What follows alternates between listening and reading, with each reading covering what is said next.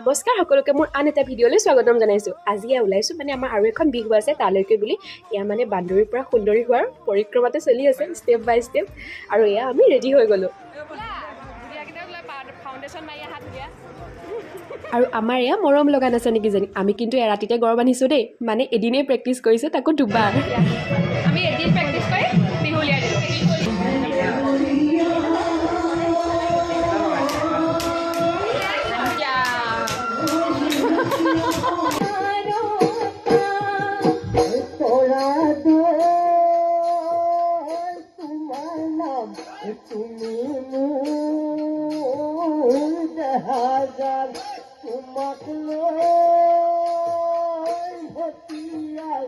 Samena